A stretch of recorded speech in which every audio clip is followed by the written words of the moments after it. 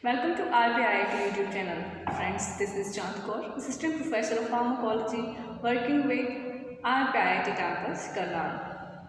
Today I am going to talk about a chronic communicable disease, that is tuberculosis. Tuberculosis is a chronic communicable disease. It is caused by bacterium, Mycobacterium tuberculosis. It primarily affects the lungs and hence it is called as pulmonary tuberculosis. But it doesn't only affect the lungs, it can affect lymph nodes, bones, joints, skin and many other tissues of our body. The incubation period of this bacteria may vary from few months to year and it depends upon the immunity of the host. And how does this disease transmit? The transmission occurs through droplet infection. When a person comes in contact of dried sputum of a patient who is suffering from tuberculosis. Flies, they also play an important role in spreading this disease. Whereas there is transplacental route, which is very rare route in which the disease can transmit from mother to the fetus. The contaminated food can also cause tuberculosis, or unboiled cow milk can also lead to its occurrence. It is of two types, primary and secondary tuberculosis.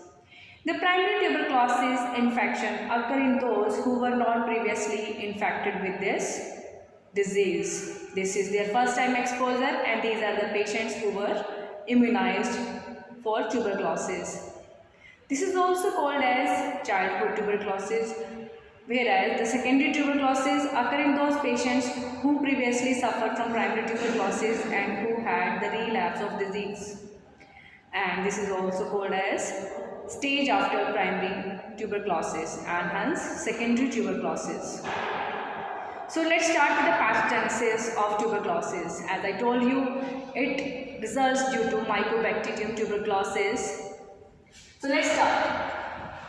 Due to the exposure to the source can be anything, it can be air, means the droplets of the infected patient may be in the air, and when another person comes in contact with those droplets, there will be aerosolization of droplet nuclei, means there will be aerosolization of the tubercle. So through inhalation, these bacteria, they will reach the lungs and enter the macrophages. As macrophages, they play important role in the defense system of our body, and these bacteria, they will start multiplication in macrophages. So after multiplication, there will be granulomatous lesion formation, means caseous necrosis, and the fate of caseous necrosis can be like the lesion may liquefy and it will spread through blood to various organs of the body and the patient may die. Whereas the bacteria, it can be coughed out through sputum, or the bacterial growth may cease, means there will be lesion calcification, means there will be cessation of growth of bacteria. It will depend upon the immune system of the person, but whenever the favorable conditions comes, whenever there is depressed immune system of that person, there will be the reactivation of the growth of bacteria and bacteria again will start multiplication in macrophages.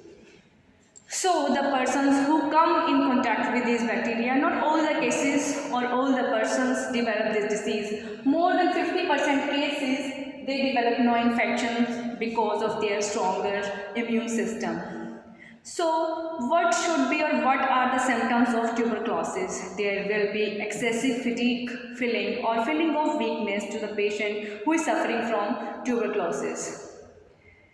Chest pain, loss of appetite, loss of weight, night sweating, chronic cough and hoarseness of throat. Obviously, due to chronic cough, hoarseness of voice occur. There may be rapid pulse, there may be loss of appetite. Due to loss of appetite, the weight of person reduces. In women suffering from tuberculosis, the menstrual may become scanty or absent. And the lead symptoms of this disease are that the body is wasted, cheeks are flushed, eyes of that patient they sunk, and the lips are dry. Whereas the breath of a person who is suffering from tuberculosis, there will be some peculiar foul odor from the breath of that person. So the next thing which comes into our mind, that how will we diagnose tuberculosis? So there are many tests with the help of which tuberculosis can be diagnosed, like the chest x-rays can be done to see the images of lungs, whereas blood test or direct microscopy of samples, DNA diagnostic systems, and computed tomography scan can be done, but the most famous test is Montex test.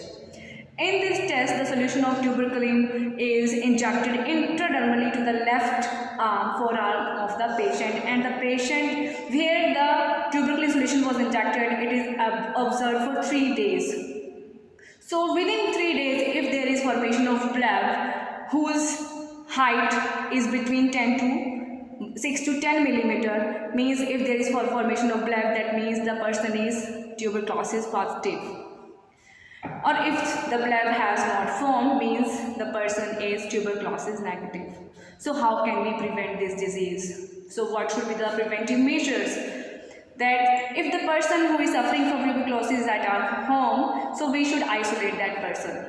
The sputum should be collected from that person in a wide mouthed vessel, and it should be buried or burnt. This way we should dispose the sputum. The clothes of that person should be washed separately, or they should be buried. The flies, we should do some preventive measures for flies, and we should always boil cow's milk, because a cow can also be suffering from tuberculosis. So always before consuming cow's milk, we have to boil it properly. So these are some preventive measures. So there are many antibiotics, many drugs which can be used to treat tuberculosis, and these drugs, they fall in the categories of first line and second line drugs. So the basic difference between the first line and second line drugs are that first line drugs, they have high efficacy but their toxicity is low, whereas the second line drugs, they have higher toxicity as compared to the efficacy. So preferably first line drugs are preferred first, and these are isoniazid, like isoniazid, rifampicin, ethambutol, streptomycin, whereas the second line drugs are para-aminosalicylic acid, amic acid, kanamycin, and ciprofloxacin, azithromycin. So these are the second line drugs. So guys, I hope you have understood what is tuberculosis and how does it spread, what is the pathogenesis, how can we prevent it, what are the diagnostic measures, and how can we prevent it, and what are the treatment options to treat tuberculosis. Please do subscribe this channel. Keep watching. Thank you.